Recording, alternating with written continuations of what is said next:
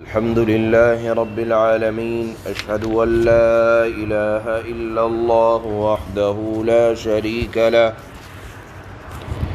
وأشهد أن سيدنا ومولانا محمدا عبده ورسوله أما بعد فأعوذ بالله من الشيطان الرجيم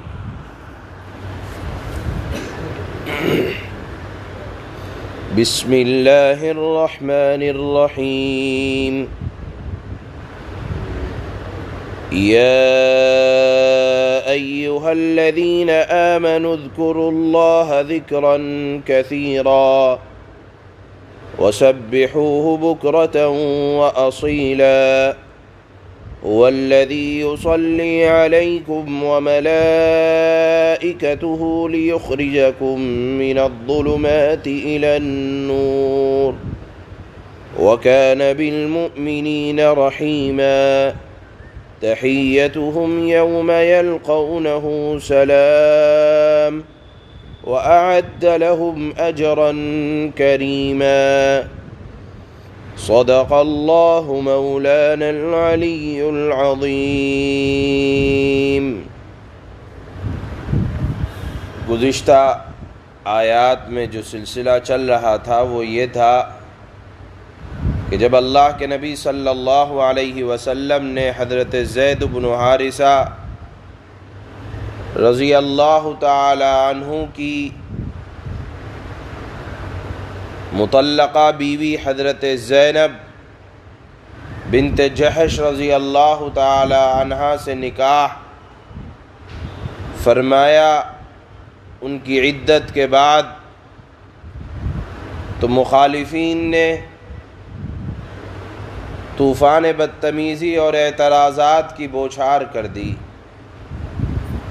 اس کے جوابات اعتراض جناب رسول اللہ صلی اللہ علیہ وسلم پر ہو تو جواب اللہ نے دیا قرآن کریم کے اندر کہ تم یہ کہتے ہو کہ محمد الرسول اللہ نے یہ کام کیا، العیاذ باللہ بہو سے نکاح کیا، تو جان لو کہ محمد صلی اللہ علیہ وسلم کی نرینہ اولاد دنیا میں باقی نہیں ہے۔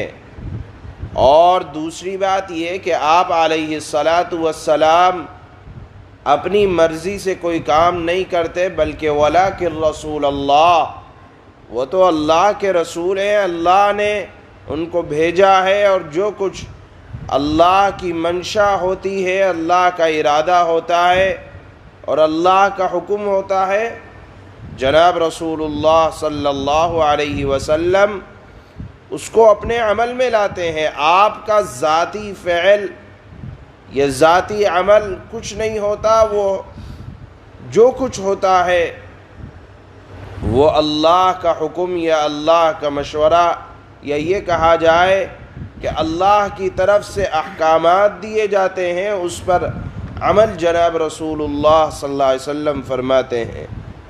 بہرحال ہمیں اور آپ کو اس نبی اکرم صلی اللہ علیہ وسلم کی امت بننے کا شرف حاصل ہے کہ اگر ان پر اعتراض ہو تو جواب اللہ دیں۔ ہمیں اس نبی کی امتی بننے کا اعزاز حاصل ہے کہ جو نبی قیامت تک کے لیے ہر کس و ناکس کے لیے نبی ہے، اور نبیوں کے سلسلے کو اللہ نے جس پر ختم فرما دیا، یہ بڑا اعزاز ہے۔ اس اعزاز کا شکر یہ ہے، اللہ نے آج کی آیت میں فرمایا یا ایھا الذین آمنوا اذکروا اللہ، اے وہ لوگوں جو ایمان لائے، اب تم پر اتنے احسانات ہوئے تو اس کی شکر گزاری یہ ہے کہ تم اللہ کا کثرت کے ساتھ ذکر کرو۔ دیکھیے، ایک عبادت ہے ذکر اللہ جو ہر وقت کی جا سکتی ہے، چلتے پھرتے، اٹھتے بیٹھتے، وضو ہے یا وضو نہیں ہے، اللہ نے ہر حال میں اپنے نام لینے کی اجازت دی ہے، اور پھر فرمایا کہ ذکراً کثیرا، مجھے کثرت کے ساتھ یاد کرو۔ یہ نہیں فرمایا کہ 2-4 وقت میں یاد کر لیا کرو، بلکہ ہر وقت دھیان اس بات کی طرف رہے کہ میرا خالق، میرا مالک، میرا پیدا کرنے والا، دنیا جہاں کا چلانے والا وہ اللہ ہے۔ جانی مالی ہر طرح کی عبادات اللہ کے لیے ہیں، ہر وقت دھیان رہے۔ اور یہ بات ہمارے اور آپ کے تجربے میں ہے کہ جس چیز کا دھیان زیادہ رہتا ہے اس سے عشق و محبت ہو جاتی ہے، اور جب عشق و محبت ہو جاتی ہے تو پھر اس کا ذکر بھی بار بار ہوتا ہے۔ اللہ یہی فرماتے ہیں کہ اے میرے بندو، میرے احسان کی شکر گزاری یہ ہے کہ تم مجھے میرا ذکر کثرت کے ساتھ کرو۔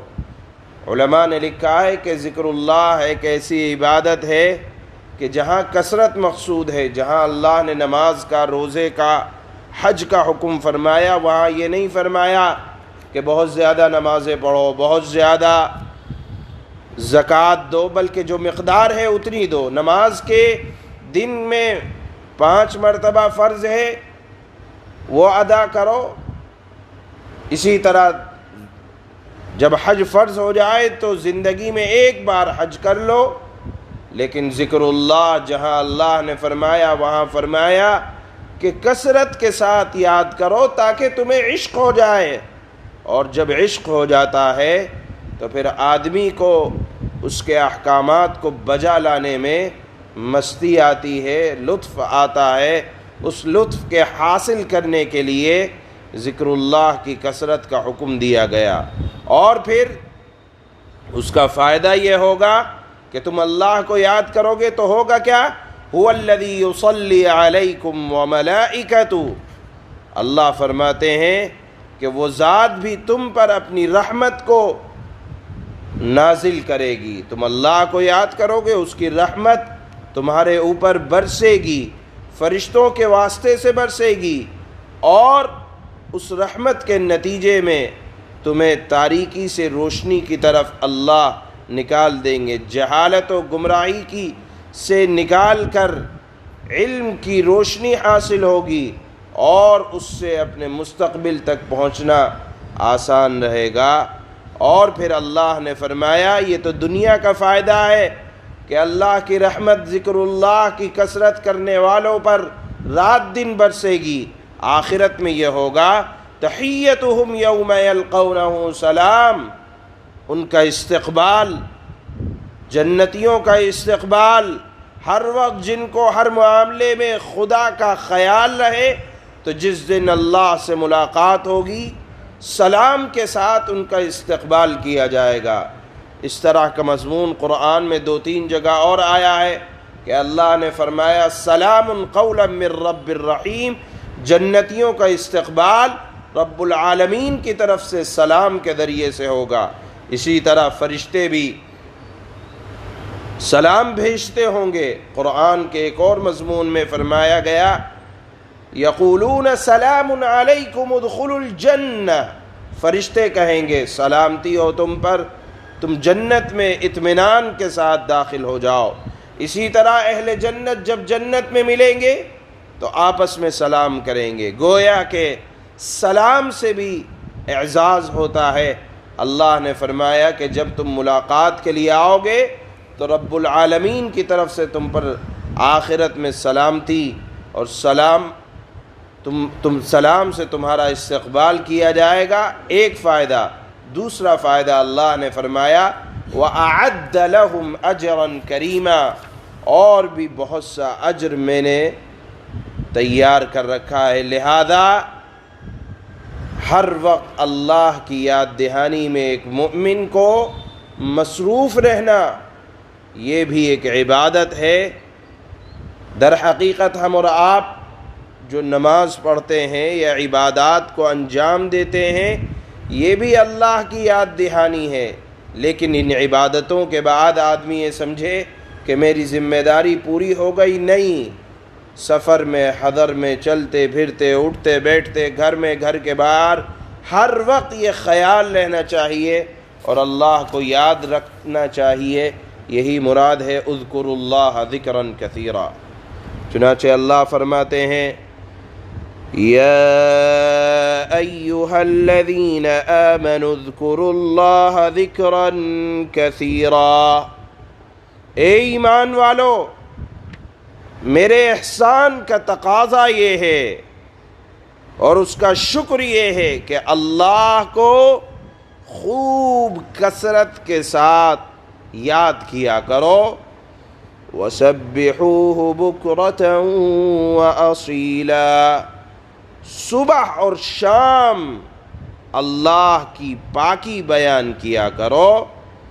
هُوَ الَّذِي يُصَلِّي عَلَيْكُمْ وَمَلَائِكَتُهُ لِيُخْرِجَكُم مِّنَ الظُّلُمَاتِ إِلَى النُّورِ وَكَانَ بِالْمُؤْمِنِينَ رَحِيمًا. اللہ ہی ہے جو خود بھی تم پر رحمت بھیجتا ہے اور اللہ کے فرشتے بھی رحمت بھیجتے ہیں.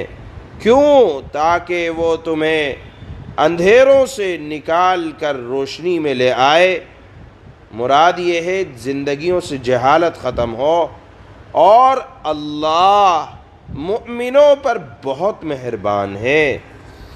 تحیتهم یوم یلقونه سلام وَأَعَدَّ لَهُمْ أَجْرًا كَرِيمًا. جس دن مؤمن لوگ اللہ سے ملیں گے اس دن مؤمنین کا استقبال سلام سے ہوگا اور اللہ نے ان کے لیے باعزت انعام تیار کر رکھا ہے. سبحان اللہ و بحمدہ سبحان اللہ.